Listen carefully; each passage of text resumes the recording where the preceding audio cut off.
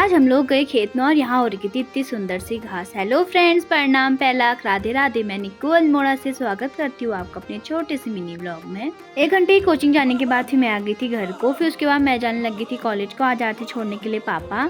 ये रहा हमारा कॉलेज और मैं फाइन आर्ट करती हूँ, तो इस वजह से हमारे कॉलेज में पूरा हमारी वॉल पेंटिंग डेकोरेट ही रहती है। और ये रही मेरी क्लासरूम।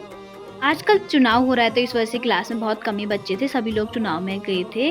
तो उसके बाद ये रही हमारे कॉलेज की जो डेमो क्लास सर लोग देते हैं वो पेंटिंग। इसमें सर ने हमारे घर साइड की भी पेंटिंग बना रखी थी, काफ़ी सुंदर लग रही थी। मैं फाइन आर्ट के स्टूडेंट हूँ, तो हमारे कॉलेज में हम लोग को ऐसे ही सिखाया जाता है वॉल पेंटिंग वगैरह। ये सारे डायग्राम बच्चों ने और सर लोगों ने ही बना रखे हैं। और फिर उसके बाद मैं भी आ गई थी कॉलेज से घर को। घर आने के बाद फिर मैंने ट्यूशन पढ़ाया। ट्यूशन पढ़ाने के बाद फिर हम लोग चले गए थे मम्मी लोग को खाना देने के लिए खेत में। नेपाली अंकल भी आ गए थे फिर घास लेने को। फिर मम्मी ने उनके लिए घास बांध दी थी। फिर उसके बाद फटाफट से मम्मी और चाची ने उनको घास उठाया और वो चले गए घर को। उसके बाद हम लोग चले गए थे अपने नीचे वाले खेत में। यहाँ हो रखी थी इतनी मस्त वाइट वाली घास, तो हम लोगों ने यहाँ पे थोड़ा बहुत फ़ोटो वगैरह भी खींची। और हमारे वहाँ तो ये घास खेतों में ही हो जाती है, लोग दूर दूर जाते हैं ऐसी घासों में फ़ोटो खिंचाने के लिए, बट लेकिन हमारे तो एक खेत में ही है। मम्मी बोली थी आप सभी लोगों से हाय कैसे हो करके। और ये रही चाची लोग, और जूही चली गई थी आगे को दौड़ दौड़ के।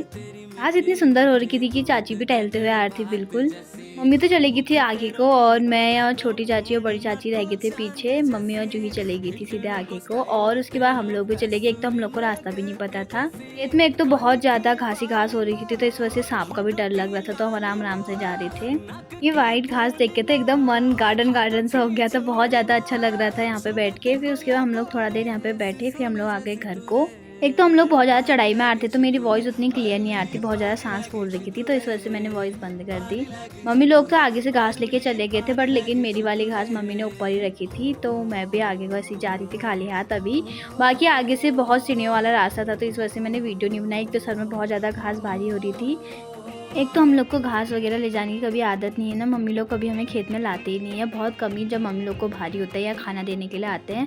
हम लोग सोचते हैं कि खाली हाथ क्या ही जाए, तो हम लोग भी घास ले जाए लेते हैं हल्का फुल्का, जितना भी हम लोग से ले जाया जाता है।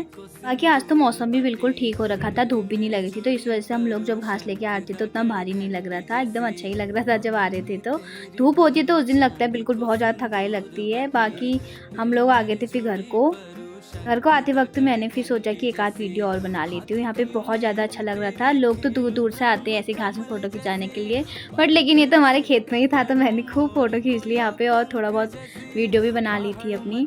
पहाड़ों में जो सुकून है वो कहीं भी नहीं है। आज के लिए इतना ही, मिलते हैं नेक्स्ट मिनी ब्लॉग में, तब तक के लिए bye bye, Radhe Radhe friends.